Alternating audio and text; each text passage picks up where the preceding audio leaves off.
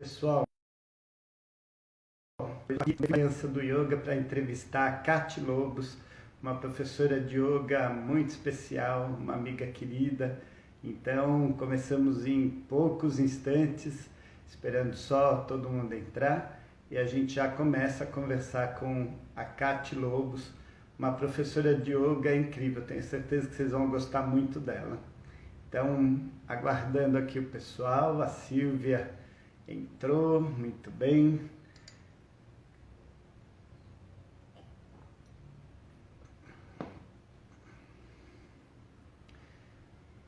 Então, preparando aqui para a entrevista com a Kati Lobos e em poucos instantes nós começamos. Queria pedir para o pessoal que já está entrando me sinalizar se está tudo bem, se vocês me ouvem bem. Só faz um ok aí para mim, para eu saber se está tudo entrando bem.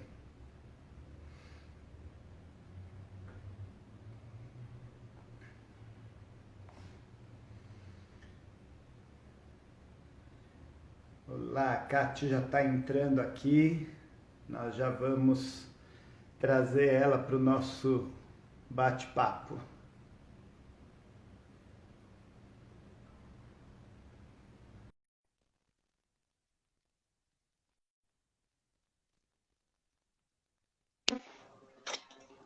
Olha ela!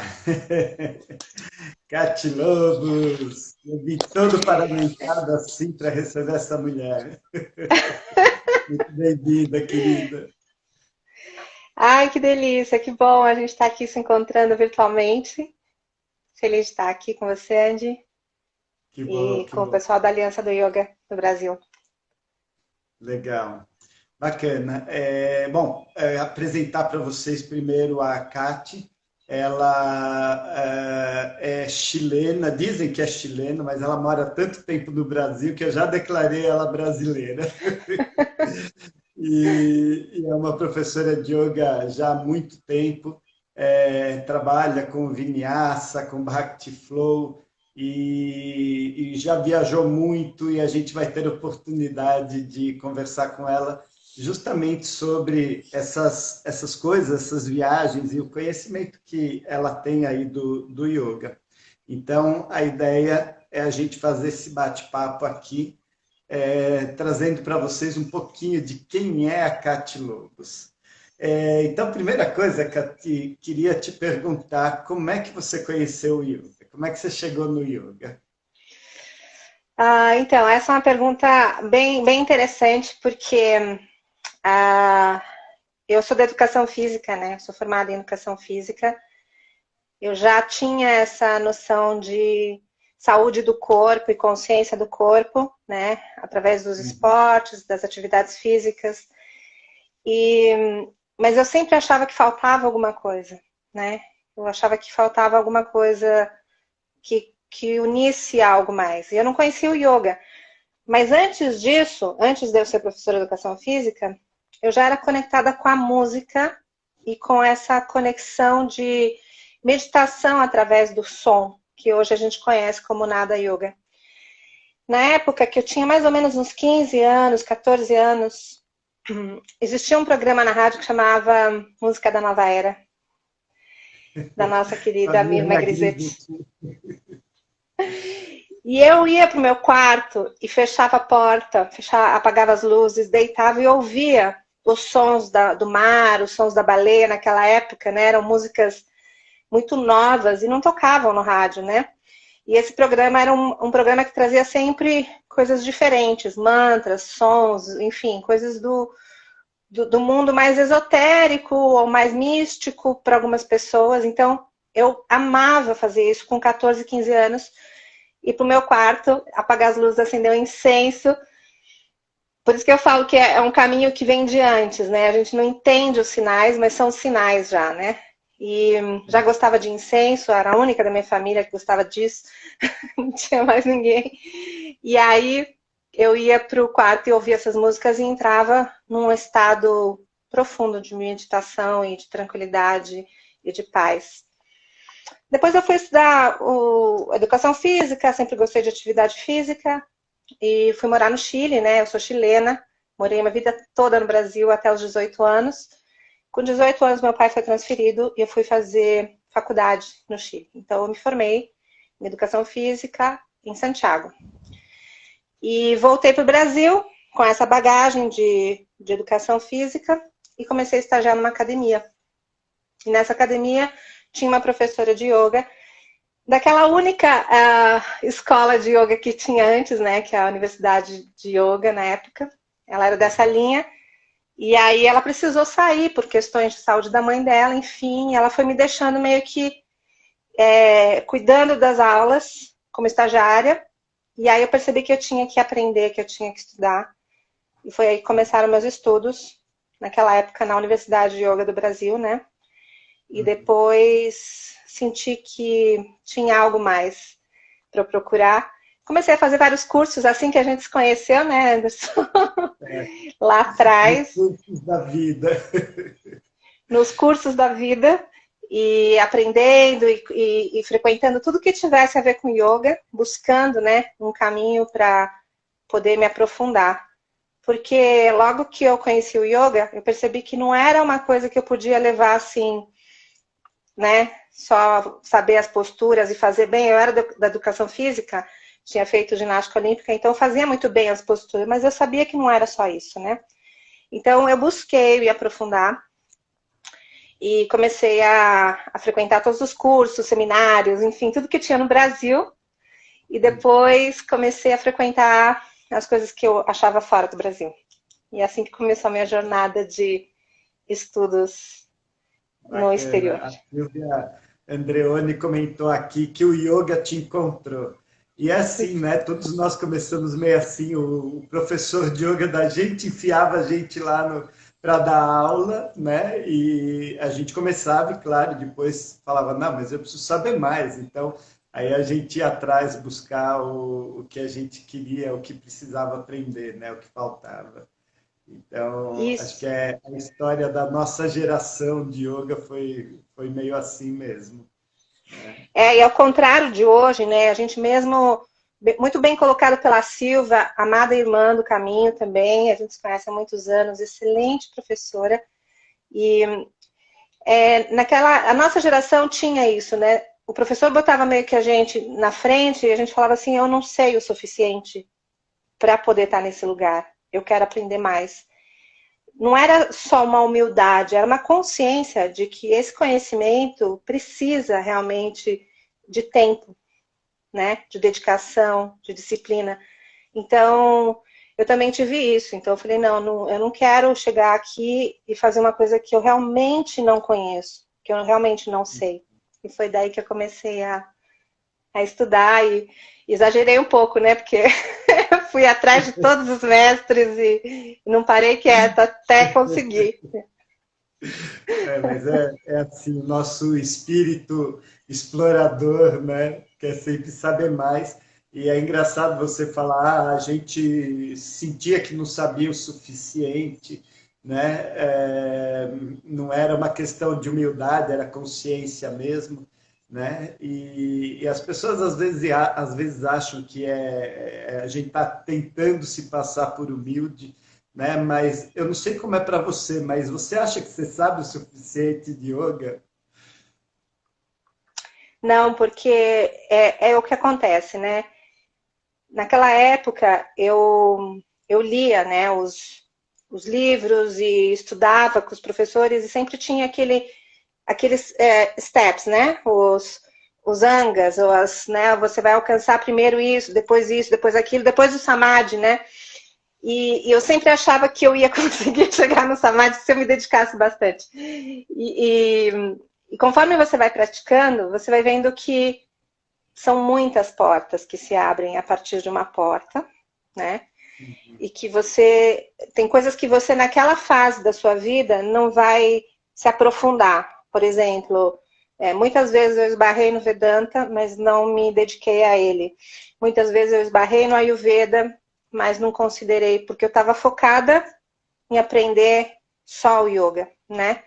Uhum. E conforme o tempo foi passando, eu fui vendo, não, eu tenho que aprender mais sobre a filosofia, eu tenho que aprender mais sobre, né, várias coisas.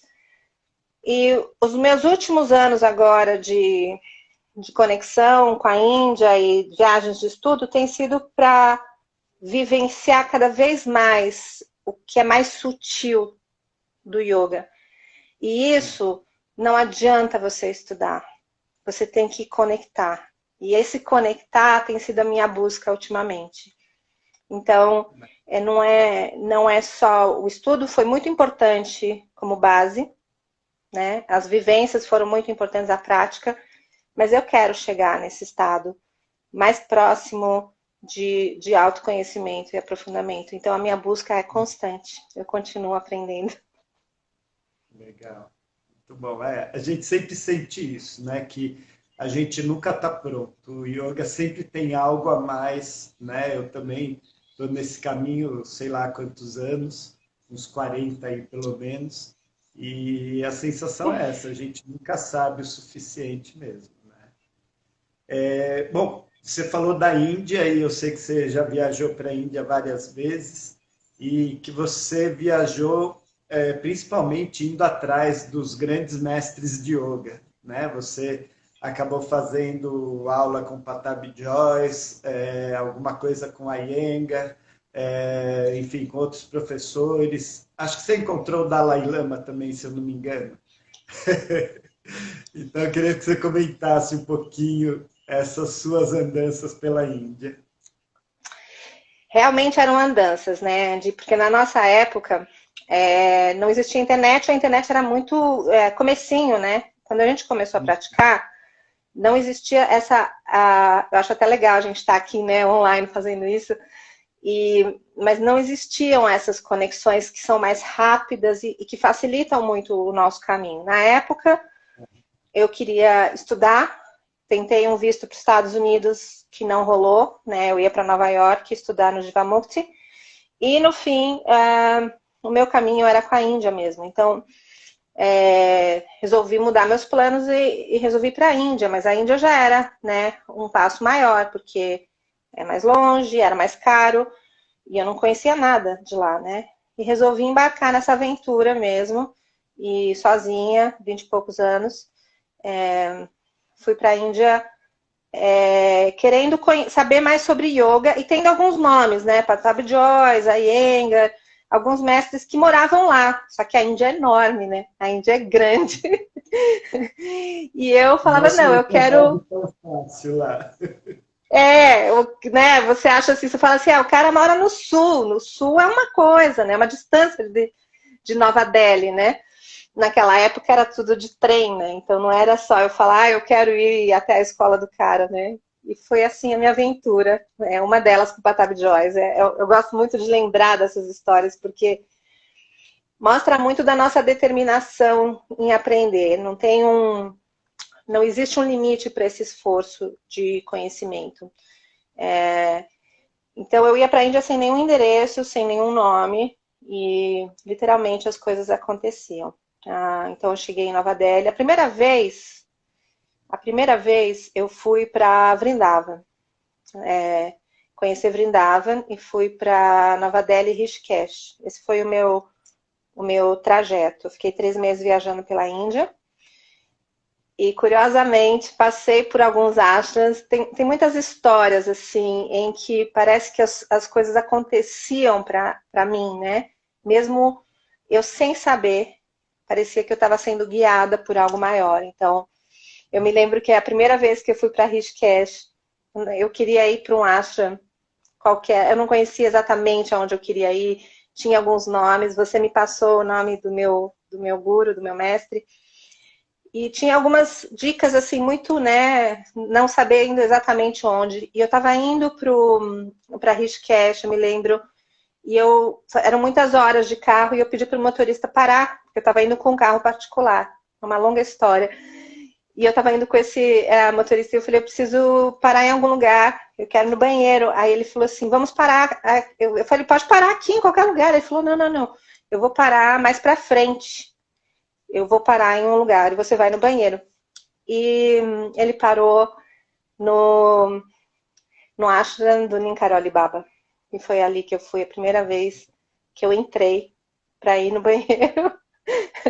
No ashram nada mais, nada menos que no ashram de Ninkaroli Baba, que para quem não conhece, é o guru de Jayal, Krishna Das, Ram Das, e uma série de músicos que eu admiro muito, né? Então começou assim, era tudo muito assim para mim, né? Essas minhas viagens para a Índia. A segunda vez eu fui para a Índia e aí já tinha uma ideia de que eu queria conhecer o Patabi Joyce e fui para Delhi e falei, bom, eu vou para Mysore. Ai, todo mundo que me conhecia lá da segunda vez que eu ia e falava assim, tudo bem, você vai para Mysore. Tá determinada, né? Falava, eu tô determinada, eu tenho um endereço, eu vou ali. E peguei, comprei meu ticket de trem para Mysore e entrei no trem toda, né, achando, nossa, agora eu vou conhecer já, tô indo pro mestre. E falando mais ou menos meu inglês lá, eu entrei no trem e perguntei, procurei minha cadeira e tal, e comecei a conversar com as pessoas, falei assim, quantas horas leva até Mysore? E eu não falava direito inglês, então eles falaram assim, 52. Eu falei, 15? 15 ou 10 ou 5, eu não entendi. Eles falaram, não, 52. Aí eu falei, não pode ser. Não pode ser que eu vou ficar 2 dias e meio nesse trem.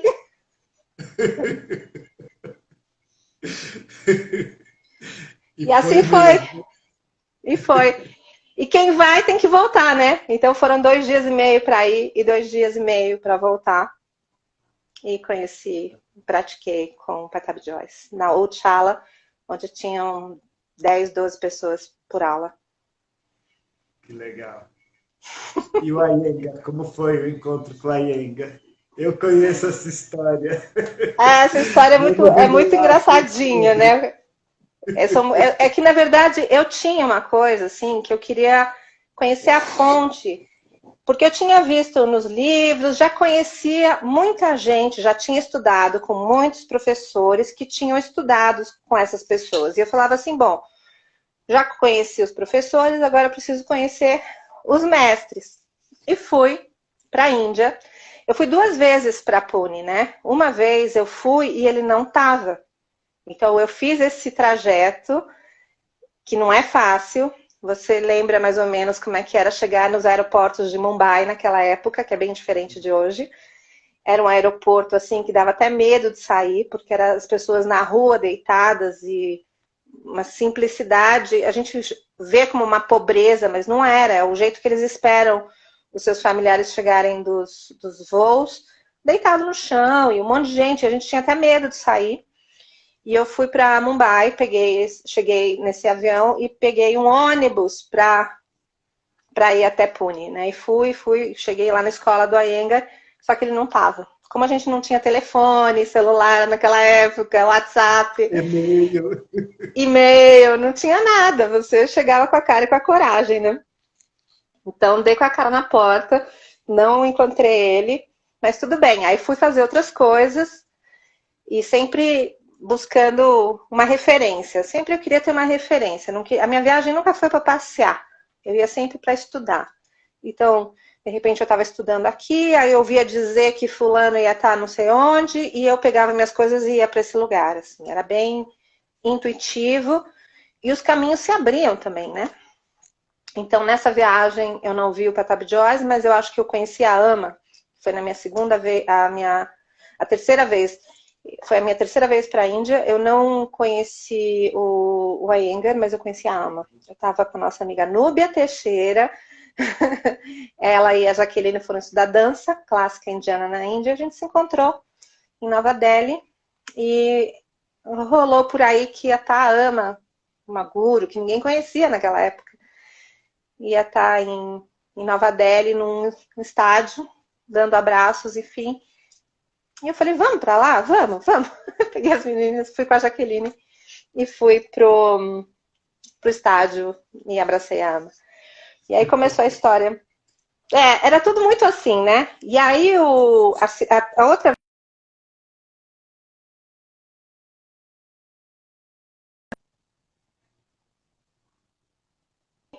e cheguei na escola do Mr. Iyengar, o nosso querido Guruji, e cheguei e fui entrando, né?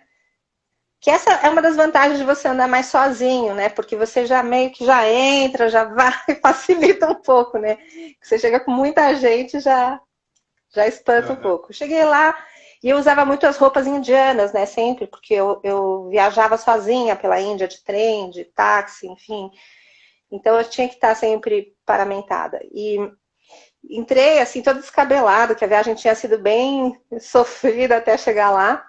E aí o filho dele, Prashant, me parou e falou assim, oh, como é que eu posso te ajudar? Tal. Eu falei, eu queria conhecer, eu era muito ingênua, na verdade, e também, sei lá, eu achava que era chegar e falar que eu queria conhecer o mestre. E aí eu fui e falei, eu queria conhecer o mestre, ver, sei lá, conhecer, sei lá, se possível. Ele falou, mas você marcou alguma entrevista, mandou carta? Porque mandava carta naquela época, né? Eu falei, não mandei carta, não marquei nada, mas era só tipo se ele tiver por aí, se der para encontrar. E aí ele falou, ele tá, mas ele não pode te atender porque ele está escrevendo um livro, ele está na biblioteca. E na época ele estava escrevendo Árvore do Yoga, que hoje é um livro famoso, né, dele. E aí o Prashant disse, então, mas eu preciso ir dar aula agora, então você fica à vontade, se você quiser ir na biblioteca para olhar os livros, você pode conhecer a biblioteca e tal. E eu falei, tá bom, eu vou na biblioteca. Ele foi dar aula e me deixou sozinha lá, e eu fui na biblioteca e fiquei olhando os livros. O perigo, deixar ela sozinha na biblioteca. Mal sabia ele, né? E aí eu olhei assim para a mesa e tava o mestre ali escrevendo o livro.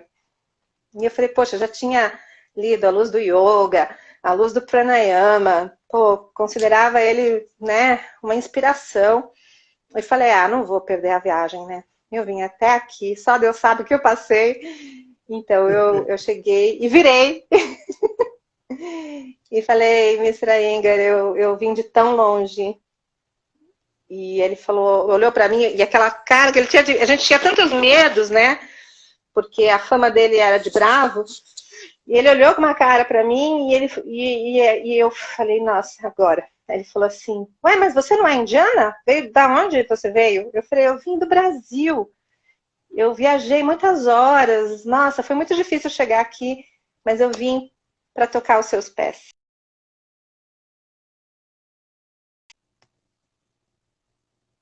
Peraí, gente. E tal.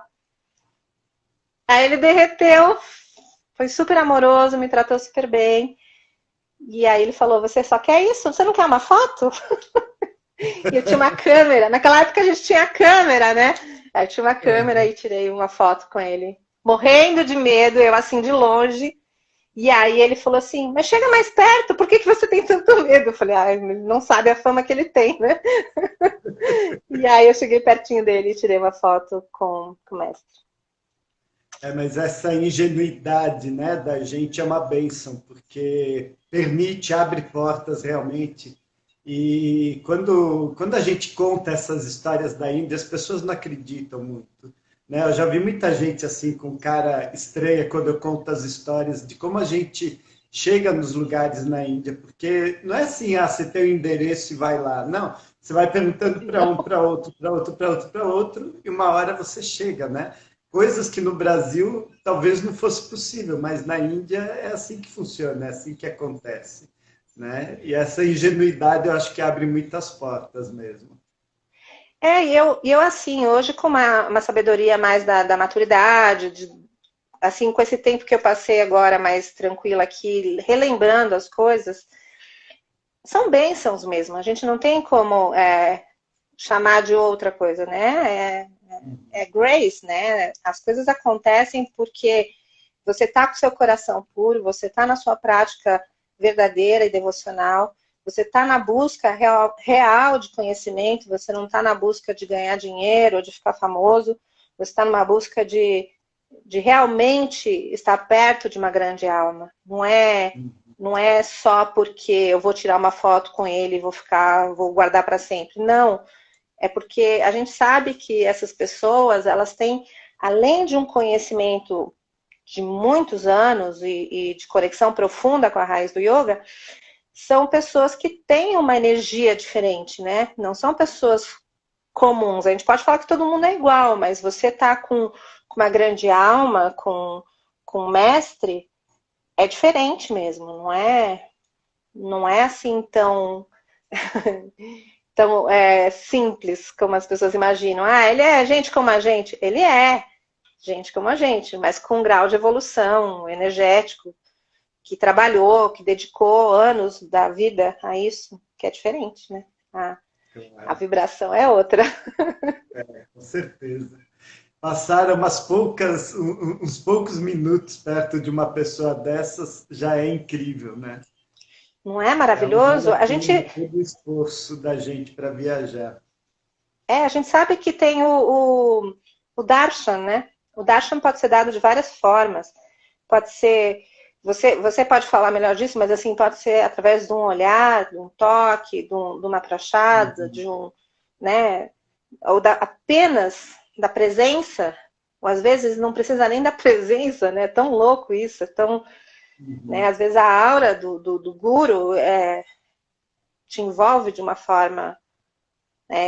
Eu sei que existe muito hoje um trabalho para desmistificar os mestres, porque são seres humanos e erram, mas a gente não pode não considerar essa energia em outra frequência que eles têm, porque eles têm. Isso tem que realmente... E não é fácil de adquirir. Sim, não é fácil de receber. Exatamente. Mas você considera como teu mestre o Rudra Golda, né? Bom, a minha história com ele... chegou nele? Como é que você encontrou o Rudra? Bom, o Rudraji, Swamiji, como a gente chama carinhosamente, eu fui para Rishikesh a primeira vez, né? A primeira vez eu tinha alguns nomes, você tinha me passado o nome dele porque você já conhecia ele, né? Mas quando a gente chega lá, é tanta como... pra gente, Rishikesh é a Disneylândia do yoga, né? É como muitas coisas ao mesmo tempo acontecendo. Então, eu fiquei primeiro no ashram do Omkarananda, no alto da montanha ali. E ali tinha uma disciplina, né? Então eu tinha que fazer as práticas desse ashram, né? E eu tinha que participar de tudo que era desse ashram. Então, minha meditação logo cedo era lá, minha prática de yoga era lá, tal. E eu tinha muita dificuldade com a comida a primeira vez, né? Porque eu não tinha entendido o que eu podia comer, tudo eu achava que não caía bem.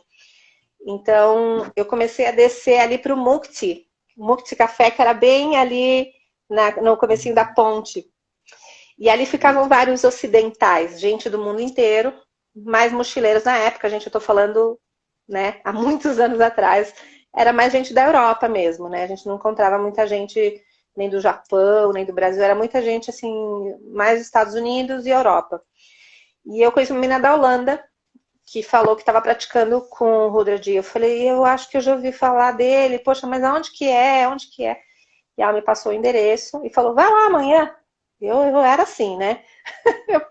Pega fogo rápido, é só falar onde que tem o mestre que eu vou atrás. E aí eu falei, eu vou. E fui. E eu falei, nossa, o pessoal do Ashram não pode nem saber que eu tô indo, né? Porque você fica no Ashram, você não pode ficar indo para outros lugares. E aí eu fui, encontrei ele, conheci ele e perguntei se eu podia fazer uma aula avulsa. No dia seguinte eu fiz uma aula e falei, próxima vez que eu voltar para a Índia eu venho. E ele era super, né? E ele é até hoje o meu mestre, Rudraji. Ele é um yogi muito raiz, ele é muito seco, ele não é aquela pessoa que vai te acolher, vai falar, que bom que você veio, que delícia que você está aqui. Não. Ele olha para você, fala, quer entrar, entra, não quer sair, sai. Não tem muita festinha, né, como a gente espera. E aí eu, no ano seguinte, falei, eu vou fazer aula com ele. E a aula com ele é pauleira. Ele estudou, para quem não sabe, meu mestre estudou com o Shivananda, meio que se criou com ele, né? Shivananda morava em Rishikesh e ele estudava com ele, morava com ele no ashram. E logo depois ele foi morar e frequentar a família do BKS Iyengar. Então meu mestre teve uma base de Shivananda, muito devocional e muito conectada com a medicina e com o serviço. E também depois ele foi estudar com o Iyengar. E então a prática dele era forte, era de correção, era de props. E ele era muito bravo, né? E eu falei, bom, eu seguro a onda, ele tá dando, eu vim aqui para aprender, não vim aqui para ser agradada, para, né, para fazer... Para ganhar bundinho. Não vim aqui para ele ser fofo comigo, eu vim aqui para aprender o que tem que aprender. E ele pegava pesado, duro, forte, e acabou a aula, acabou, e tchau. Amanhã, 6 horas da manhã aqui, vamos que vamos. E aí foram algumas vezes que eu fui para a Índia fazer outras coisas. Aí depois eu fui conhecer o Dalai Lama, enfim, aí eu fui conhecer vários mestres. E eu me lembro que nessa viagem que eu fui conhecer o Dalai Lama, eu subi até Dharamshala, no Himalaia, sozinha, de ônibus, aquela história toda, né? O zigue-zague, enfim. E na volta, eu perdi minha carteira, com todos os meus documentos e com todo o meu dinheiro, né? Pra você ver como eu era ingênua, que eu colocava todo o dinheiro no mesmo lugar, e todo o cartão, e tudo na mesma pochete. Só que como a viagem foi tão longa, e eu voltei de ônibus local, é um ônibus que vai parando, vai entrando gente, vai descendo gente, e descer de Dharamsala, para quem não sabe, são muitas horas. Eu cheguei meio zonza, assim, sabe? Meio cansada, e era de madrugada, e eu não sei como é que eu fui pagar o ônibus, e minha pochete, soltei a pochete, caiu tudo, sei lá. E eu tava com sono e tal, e perdi todo o meu dinheiro. E cheguei na escola de Rudraji e fui avisar que eu ia praticar, que eu tinha chegado para o curso, para o intensivo. Eu ia fazer um intensivo com ele. E eu já tinha ido algumas vezes praticar com ele, mas ele nunca fazia festinha, né? Não era uma coisa que falava, ai, Caterine, que bom que você veio, nossa, não. Ok, oh, you good, tomorrow, here, tal. E aí, essa vez que eu tinha perdido toda a minha carteira, eu cheguei para alugar o quarto que eu ia ficar. O cara falou, então, mas eu preciso do seu passaporte. Eu falei, não, mas peraí, deve estar em algum lugar. E procurei, não achei. Ele falou, mas se você puder me pagar adiantado, né, algumas noites. Eu falei, tá, peraí, não achei o dinheiro. E aí eu falei, gente, eu perdi tudo. Eu não sei onde que tá. Eu tava na Índia. Não existia Western Union. Não existiam essas coisas que hoje facilitam a nossa vida. Uhum. E eu falei, e agora? Eu tenho que voltar lá no ônibus, eu tenho que achar de alguma forma o ônibus que eu desci para procurar. Enfim, foi toda uma história, não achei minha carteira, não achei meu passaporte, não achei meu dinheiro. E eu fui pro quarto e falei, bom, eu tenho um quarto. Eu deitei e dormi. E fiquei. 1 dia, 2 dias, 3 dias, passando fome, frio, sem saber o que eu ia fazer da minha vida. E um dia bateram na porta, eu me emociono porque acho tão bonita essa história. E eu falei, nossa, mas quem que tá batendo na porta, né? Deve ser um menino pra me cobrar, eu pagar o quarto, né? E era um menino que o meu mestre tinha mandado. Ele falou assim, sua Medi tá perguntando de você. Ele falou pra você ir na escola agora. Eu falei, sua Medi, mas como é que ele sabe onde que eu tô? Ele falou, não sei, você pergunta pra ele. Ele pediu pra você ir, go. E aí eu me troquei, me arrumei, cheguei lá e ele falou assim, mas por que você não veio fazer o curso? Eu falei, tenho até vergonha de falar, porque vai parecer historinha, né? Mas eu perdi meu dinheiro, eu perdi minha carteira, eu perdi tudo. Eu não sei o que eu vou fazer da minha vida, porque eu tô na Índia, sozinha, sem dinheiro e sem comida. E ele falou, por que você não veio antes? Eu falei, não, é que... Ia parecer que eu tava contando história e eu não queria pedir. E ele falou, mas você não tem que ter vergonha de pedir. Eu sou seu professor. Você vem aqui todo ano, eu te conheço, eu te vejo. Eu falei, eu imaginei, né? Eu não sabia que ele me via, porque ele finge que nem me vê, né? E aí ele falou assim, você tá sem comer? Eu falei, tô sem comer. Aí ele pegou, abriu um armário e pegou vários daqueles docinhos que a gente gosta, que são uns doces de que parece um leite condensado com prata em volta, que eles Aham. oferecem para o altar, eles oferecem para as deidades, né? E ele tinha uma caixa daquilo no armário, tirou e falou, come. E eu comecei a comer doce, imagina, eu tava morrendo de fome. E aí ele pegou uma caixa onde ele guardava todo o dinheiro dele, um baúzinho, encheu a mão assim e falou, vai tomar café da manhã. Esse dinheiro é suficiente para você comer, para você almoçar, para você pagar a sua estadia. Ele nem contou o dinheiro.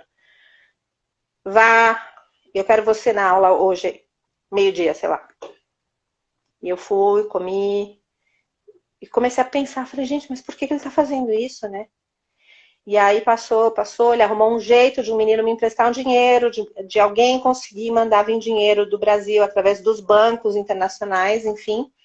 Tudo deu certo e um dia ele me chamou e falou assim, você não tem que ter vergonha de pedir. E já aconteceu comigo, viajando pelo Himalaia, eu perder dinheiro e as pessoas me ajudarem, e isso faz parte do nosso caminho, né?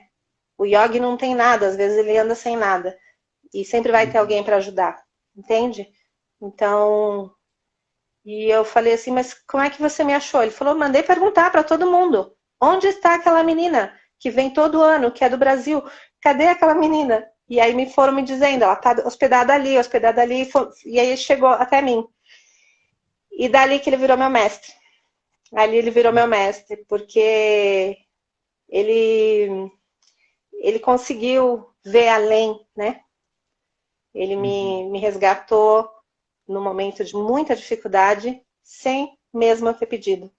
Então, Uhum.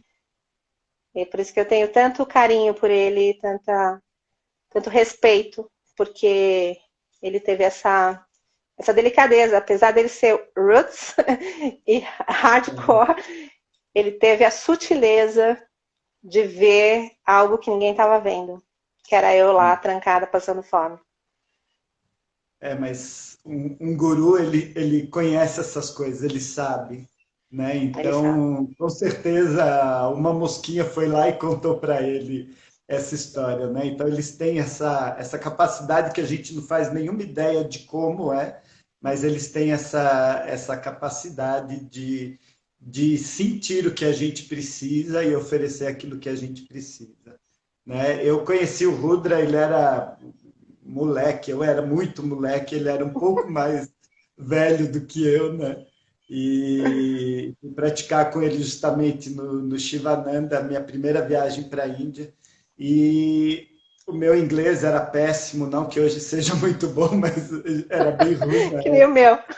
meu. E eu estava muito chateado durante a viagem toda, porque eu queria falar com as pessoas, mas não rolava assim, não fluía, né? E aí um dia eu estava caminhando com ele na margens do Ganges, ali perto, a gente acho que estava indo para o Ashram, eu não sei. E eu comentei isso com ele. Eu falei, eu gostaria de me comunicar mais, gostaria de conversar mais com as pessoas, né? Mas a língua está me impedindo. E aí ele virou para mim e falou uma coisa que nunca mais saiu da minha mente. Ele falou, language is not important, heart is important. Né? A linguagem não é importante, o coração é importante. Então, nunca mais eu vi o Rudra, eu te dei o endereço dele, mas nunca mais eu encontrei com ele, né? Mas essa frase dele, assim, permeia a minha vida desde aquele momento, sei lá, em 84 até os dias de hoje. Né? Muito, muito legal a gente ser receptivo ao guru, porque eles estão sempre prontos para ajudar a gente, com aquilo que for, né? Com uma frase, com dinheiro, com docinho, com aquilo que for. Né? Por mais rígido que ele pareça, ele sempre vai estar disponível para você, né? Para aquilo que realmente for a sua necessidade. É maravilhoso. É uma benção. É muito bom. E eu acho, assim, desse nosso encontro agora, Andy, eu fico pensando a importância da gente honrar os mestres e falar deles e preservar essa energia dentro do yoga, né? A gente contar histórias dessa forma faz com que essa presença dos mestres continue perto da gente. Então, é isso que eu sinto. E no mundo tão instagramizado, né? Eu acho que é importante a gente realmente trazer essa lição, essas vivências dos mestres, dos gurus, né? Porque senão o yoga acaba ficando as poses que a gente faz no Instagram, né? E que realmente não é a parte mais importante, né? Mas eu me lembro que quando a gente se conheceu lá no final dos anos 90, começo dos 2000, né? Que a gente estava na época, né? Tinha chegado o Power Yoga no Brasil e a gente dava aula de Power Yoga, depois, né, virou Vinyasa e tal. Enfim, era uma prática mais voltada para o asana, era uma prática mais física, embora a gente nunca tenha deixado de lado a filosofia, né? Era só um foco um pouco mais ali na parte física.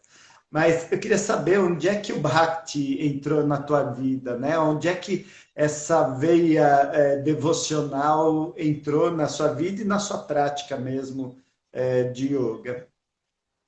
Então, o Bhakti é assim, eu tinha um encantamento já desde nova, quando eu via os devotos de Krishna passando. E eu sempre conto essa história e conto até para minha mãe, porque ela acha muito engraçado, porque ela falava assim, fique longe desses Hare Krishnas.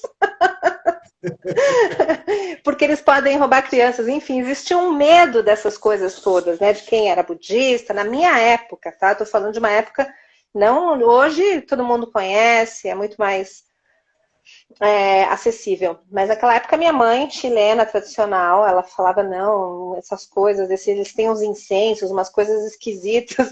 Mal sabia ela que era justamente o que me encantava, né? Então, quando eu comecei a dar aula de yoga na academia, lembra? Lá atrás, eu comecei a procurar lugares que eu queria fazer retiros de yoga. Já eu faço retiro há mais de 20 e poucos anos, né? E aí eu comecei a procurar lugares legais para fazer retiro. Victoria Garden, que era da nossa amiga Helga. Procurei também o ashram da Regina Shakti. E foi assim que a gente se conheceu. E eu fui pro ashram para levar as pessoas para fazer um retiro de yoga na natureza. Olha que engraçado. E eu tô aqui do lado agora, né? Hoje eu moro tão perto também do ashram. E aí eu fazia essas vivências com os meus alunos. E tinha esse contato com a parte do templo, né? E sempre me encantei, achava lindo, escutava falar do Bhagavad Gita. Mas eu era mais do yoga, do Power Yoga, né? Que você falou. E sempre me encantei. E um dia a Regina Shakti, amada mestra também, ela falou assim, olha, se você for para a Índia, eu te dou uma carta para você ficar no ashram do meu guru. E é o que eu te falei, falou para mim que era o guru ou o mestre, eu para lá que eu vou. Então eu peguei, eu guardei essa carta, mas eu não sabia em que momento que eu ia ir. E acho que foi na primeira vez que eu fui para a Índia, na primeira ou na segunda vez que eu fui para a Índia. E olha só, eu cheguei com a carta, só que o guru não morava em Vrindavan, ele morava em Nova Dweep, certo? O ashram dele ficava em Nova Dweep. Sri Govinda Maharaj. Então, eu peguei, fui num momento que eu tive, eu peguei um táxi, porque você lembra que a Vrindavan fica assim, 2 horas, 3 horas de Delhi. Então você pegava um motorista e falava, eu queria ir lá conhecer Vrindavan e voltar, né? Tipo, pelo dia. E aí eu peguei e fui com esse motorista, parei na porta do ashram para ver o ashram, conhecer o ashram. E o ashram estava cheio de gente entrando e saindo, achei que devia ser normal isso. Entrei e falei, eu queria só conhecer, saber como é que funciona, quando eu quiser vir ficar aqui e tal. Eles falaram assim, estamos celebrando o aniversário de Sri Govinda Maharaj hoje. Que dia auspicioso para você vir nos visitar. Eu falei, gente, não é possível que eu cheguei no dia do aniversário do mestre, sendo que ele nem fica lá. E aí eu já deu aquele baque, né? Eu falei, gente, que loucura. Aí entrei, vi que estava tendo prachada, oferendas e tal. olhei e falei, nossa, que lindo, nossa, que maravilhoso. Bom, vou embora, preciso ir embora para Delhi. E aí eles falaram, não, não, não, vem falar com o mestre. E eu falei, mas não, eu tô indo, tipo, eu trouxe uma carta, mas é que não, acho que não vai ser hoje. Me colocaram na frente dele. E, de novo, a língua não ajudava, porque eles falaram assim, faz uma pergunta para ele. E eu falei, eu não falo inglês direito, o que eu vou perguntar? E aí falou assim, mas o que você fala? É português? Eu falei, falo espanhol também. Aí tinha um rapaz do México, que era o braço direito dele, e ele falou, então você faz... Eu posso traduzir, o que você quer perguntar? Eu falei, eu não sei o que perguntar, o que eu vou perguntar para o mestre, né? Meu Não estava Deus! preparada para Não isso. tava, eu ia só dar uma passadinha, sabe? Assim, só ia dar uma passadinha.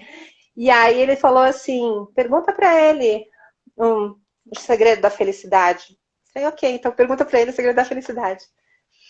Aí Sri Govinda Maharaj olhou para mim e falou, cante Hare Krishna e você será feliz. Fiquei com aquilo, agradeci, ganhei uma guirlanda, fui toda feliz para Delhi com a guirlanda. E sempre eu ia nos templos, né? Passava nos templos, entrava um pouquinho. E eu realmente eu sentia isso, né? Quando eu entrava no templo e via os devotos cantando, eu sentia uma felicidade e uma conexão maior que eu não sentia em outras religiões, em outros lugares sagrados. Então eu falei, aqui tem alguma coisa especial. E aí eu ia, cantava e tal. Essa foi minha conexão com Bhakti. Muito no começo, lá atrás, eu já fui colocada aos pés de um mestre de Bhakti Yoga e guiado por Regina Shakti e pelo Arthur, né? Ananda, hoje um Swami, um mestre. Então eu falei, bom, é assim, eu tenho que cantar Hare Krishna. Então as minhas práticas nunca foram só de Power Yoga, sempre tinha que ter um mantra, uma palavra, uma leitura, alguma coisa do Bhagavad Gita. Sempre tinha que inspirar alguém a seguir pelo caminho devocional, porque eu sempre acreditei que não existia uma coisa sem a outra, né? Então, assim foi meu Bhakti Yoga. Eu tenho as bênçãos de Sri Govinda Maharaj. Que bom, que bom.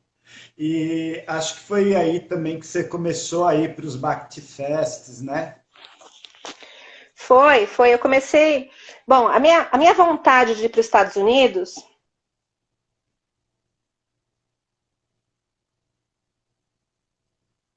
que traziam todas as convenções internacionais, os congressos e tudo que era de maravilhoso. E a gente falava, nossa, olha o yoga lá nos Estados Unidos, muita coisa acontecendo, eu quero ir para lá, né? Os retiros, né? Já tinha muita coisa. Então, a minha ideia primeiro era ir para Nova York. E fui para a conferência da Yoga Journal Internacional em Nova York. Conheci vários desses grandes professores, do Jivamukti, a Sharon Gannon, David Life, enfim, vários.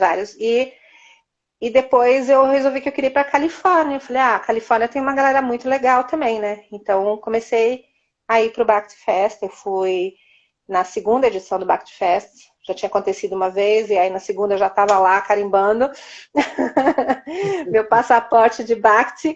E comecei a ir todo ano. Então eu fui em várias edições do Bhakti Fest. E aí que eu vi... E antes disso eu passava ali em Santa Mônica, com o nosso querido Brian Cast, que eu tinha conhecido através de você, num evento aqui no Brasil, né? Uhum.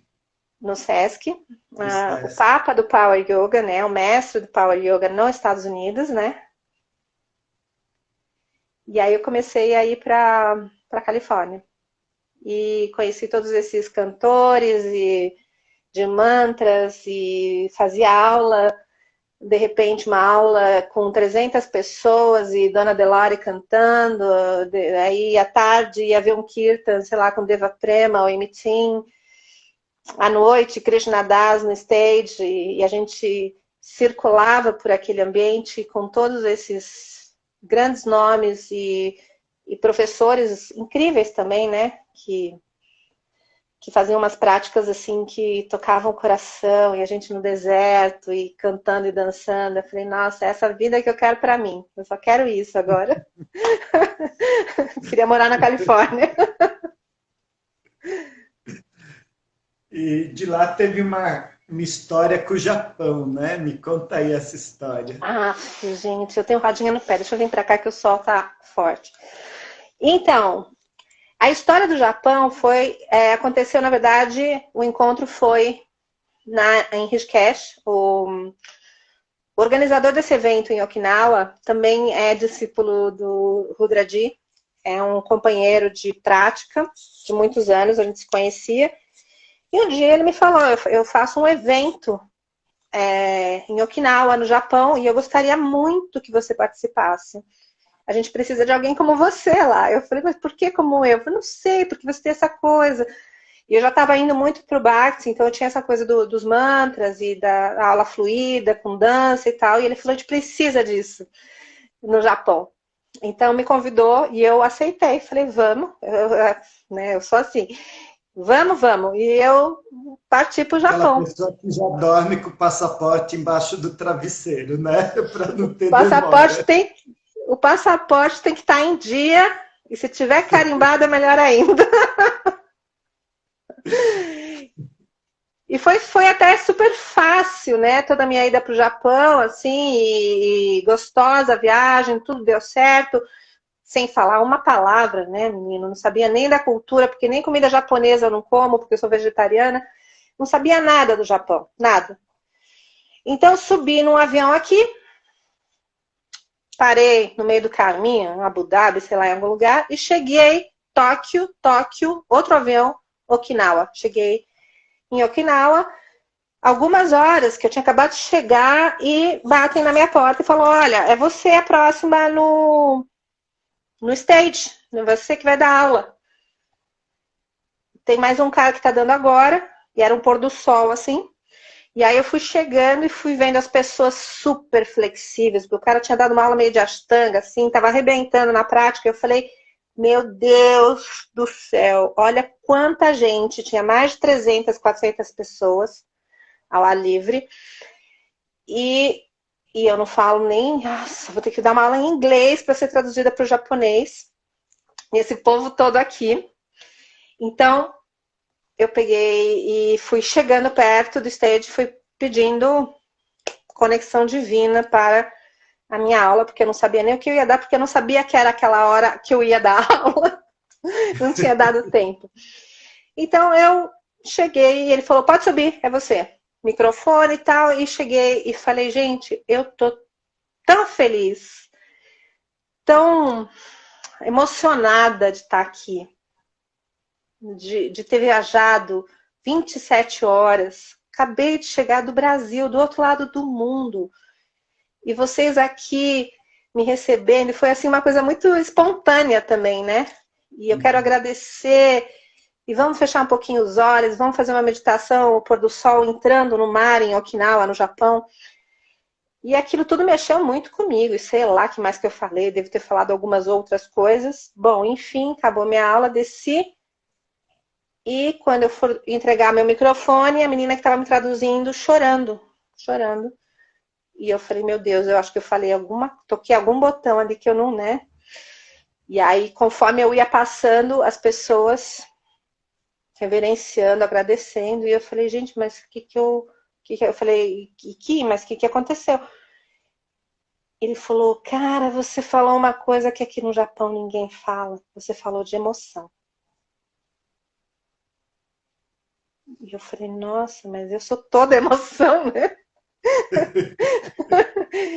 E aí foi passando em vários lugares por onde eu andava nesse festival. E eu realmente estava muito emocionada de estar lá, né? E dias depois, que eu fui visitar uns outros lugares turísticos, onde eu encontrava as pessoas, eles vinham me cumprimentar e falavam, ela é a menina do pôr do sol. Então tá, então eu sou a menina do pôr do sol. Você está vestida de pôr do sol. Eu tô vestida de solzinho, porque aqui, olha, aqui tá frio, viu? Aí vocês falam em São Paulo tá frio, vocês não sabem, aqui 0 graus de manhã. Então, você resolveu ir morar fora de São Paulo. Me conta essa história. Resolveu ser eremita, é isso? Isso, eu tinha, na verdade, assim, né? Aconteceu meio que por acaso, mas eu já estava nessa busca. Tudo que a gente trabalha dentro do yoga, é o que eu falei, eu nunca entrei no yoga só para sentir o prazer das posturas, porque eu já fazia esporte, então eu senti eu queria algo maior mesmo, né? E continuo querendo, acho que vou continuar querendo por muito tempo, vou continuar procurando. Mas eu achava muito legal essa coisa, por exemplo, o Rudraji, ele é um yogi. A gente sabe que tem yogis e yogis, né? A gente conhece yogis de foto e tal, e a gente conhece os yogis que são os que se retiram na montanha, que são os que realmente se retiram no Himalaia, que vivem com muito pouco, que conseguem controlar o desconforto, a dor, a fome, o frio, né? Então, entre esses yogis que eu conheço de Califórnia e alguns mestres da Índia, também existia essa referência desses caras que realmente controlam o corpo e a mente. Lógico que eu não tenho a intenção de chegar nesse nível, mas uma das coisas que eu queria era viver com menos, viver mais simples, viver na natureza, para conseguir colocar em prática isso, né? Essa vivência. E na pandemia eu acabei vindo para cá, para a montanha. Eu moro sozinha, você viu o lugar que eu moro. Eu moro no alto bem no alto da montanha. Quando eu falo alto da montanha, é alto, né, Andy? É muito alto. E vim viver sozinha, como uma eremita, exatamente. Para estar comigo mesmo, vivenciar essa conexão. Não que a gente não precise das pessoas, mas estar sozinho é importante para você se dedicar a fazer a lição de casa que você tem que fazer, né? Que é olhar para você, controlar suas emoções, não ficar o tempo todo se distraindo com alguma coisa, né? Hoje eu preciso fazer alguma coisa. Não, tem dias que eu não tenho nada para fazer no sentido de obrigação, mas eu dedico momentos para estudar, para estar comigo, para me ouvir, para ver o que está, né? Que emoção que está aparecendo, que é o que eu considero yoga, né? Essa, Uhum. essa presença, né? E quando você está sozinho, você tem que estar presente, você está com você. Então, é muito legal essa experiência que leva já 1 ano e meio. Lógico que eu recebo umas visitinhas, poucas e boas, graças a Deus. Mas é isso, eu estou retirada e vivendo na natureza e sentindo o poder que é estar Uhum. na E a gente natureza. está disponível para a prática, né? Porque realmente a vida na cidade te toma muito tempo, né? Muito.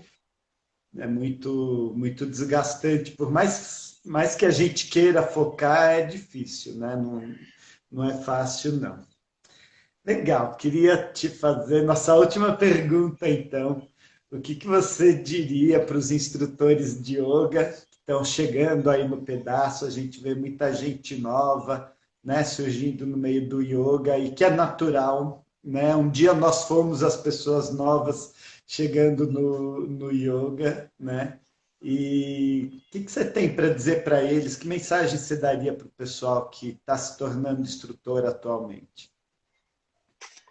Bom, a primeira mensagem que eu acho, né, que é fundamental, e principalmente aqui nesse espaço que a gente está, que é da Aliança do Yoga do Brasil, procurem bons professores, professores certificados, professores que dedicam a vida a isso, ao estudo e a ensinar com propriedade. Isso é fundamental. Não queira o caminho mais curto, sabe? Um professor que dá um curso, sei lá, de 3 meses, 2 meses, só 2 horas por fim de semana, enfim. Não perca seu tempo nem o seu dinheiro com algo que não vai realmente te dar uma base boa. Uma base boa você vai levar para a vida inteira. Isso é fundamental. Quando você tem conhecimento vindo de um professor que realmente pratica aquilo que está ensinando, aquilo vai te acompanhar para o resto da vida. Então, em algum momento, como a gente está vivendo hoje, em que você precise de ter uma cabeça centrada e saber usar as ferramentas do yoga para a sua existência, para você ficar bem, esse conhecimento você vai precisar usar. Então, é importante que você adquira conhecimento verdadeiro de fonte segura. E também, hoje em dia, muito o que direciona alguém querer ser professor de yoga é para ficar famoso ou para ganhar dinheiro. Eu ganhei muito dinheiro dando aula de yoga, fazendo eventos e tal. Viajei bastante, usei todo o meu dinheiro estudando. Eu não tenho nada, mas tenho conhecimento e tenho yoga em mim, que é isso que me mantém aqui, do jeito que eu tô. Então, a fama, gente, ela passa. O dinheiro, ele acaba. O conhecimento, ele fica. Então, eu acho que estude e pratique para você, e se você puder compartilhar, que seja para realmente passar um conhecimento verdadeiro. Acho que é isso, né? Legal, muito bom. Então, bom, deixar aqui o convite para as pessoas, né? Essa semana é Guru Purnima, né? A lua cheia dedicada ao Guru. Então, sexta-feira é um dia muito, muito especial, gente, para conectar com essa energia do Guru, que não é uma pessoa específica, né? Não é, a gente fala que o mestre da KT é o Rudra Goda, minha mestra, a Swami Satsang. Ok, às vezes a gente precisa, às vezes a gente, sei lá, está tão no fundo do poço que a gente precisa de um mestre físico, né? Mas todos nós temos essa energia do Guru, o Guru Tattva dentro de nós, né? E a maneira de a gente se conectar com ele é justamente a gente meditando, a gente cantando mantras, né? A gente praticando yoga, a gente se tornando permeável a essa energia de evolução que é própria do yoga, que está presente aí, né, desde os primórdios do yoga, vem lá de Shiva. Então, para que serve o yoga? Para a gente se transformar. Então, quando a gente se torna permeável a essa energia, a gente começa a ser orientado, né? E é por isso que a gente vai para a Índia, encontra as pessoas certas, encontra os lugares certos, né? Porque, enfim, era a necessidade da gente, a gente estava recebendo orientação, não que a gente ouça vozes nem nada disso, mas as coisas vão acontecendo, o caminho vai se desenhando na nossa frente. Então, aproveite sexta-feira, Guru Purnima, para cantar mantras, meditar e fazer práticas, né? A gente no Aruna sempre comemora, a gente vai ter uma celebração às 19h30 no Instagram do Aruna Yoga, tá bom?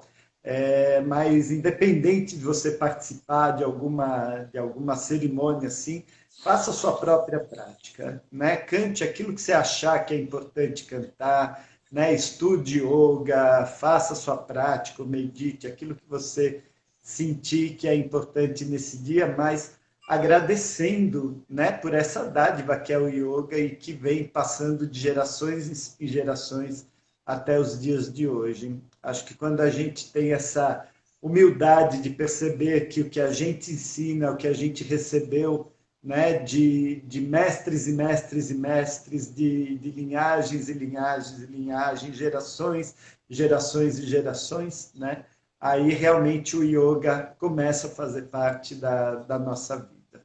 Então fica aqui o recado para você não deixar de lado o Guru Purnima, dia 23, sexta-feira agora, né?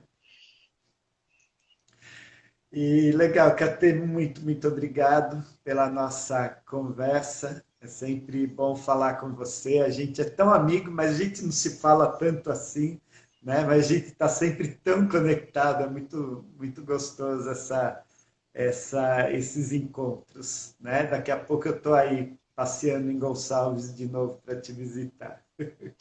Venha, será bem recebido. Eu quero agradecer o convite da Aliança do Yoga do Brasil. Eu participo da Aliança desde o comecinho e eu fico muito feliz de estar aqui hoje falando e passando um pouquinho da minha experiência.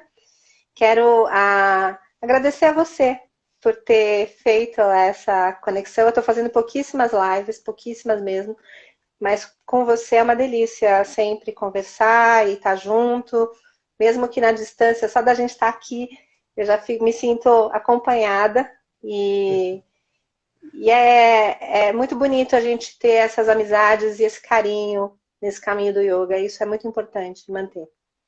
Agradeço. Legal.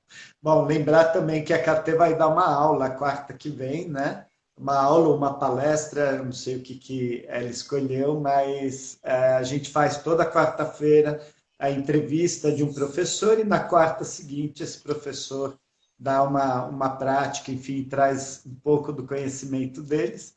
Então, quarta que vem, às 15 horas, com a Catê aqui no Instagram da Aliança do Yoga. Tá bom? Andy, Legal. eu não li os comentários, mas eu quero agradecer a todas as pessoas que mandaram beijos, abraços, e, enfim, eu não consegui ler nada, mas eu quero agradecer o carinho dos alunos, das pessoas que me conhecem, que participaram, que conectaram nesse momento com a gente também. Dá um oizinho para a turma aí do Instagram. Legal. Eu também não consegui, porque sabe como é, né? A gente não é tão redes sociais assim, ou a gente fala ou a gente lê os comentários. Não dá para fazer tudo. Mas foi muito bom, e muito bom estar com vocês aqui, né? Com o pessoal todo que participou, tá bom? Então, legal, querida. Harion Tatsat. Hariom Datsat. Até uma hora qualquer, online ou pessoalmente. Beijão para todo Beijos. mundo.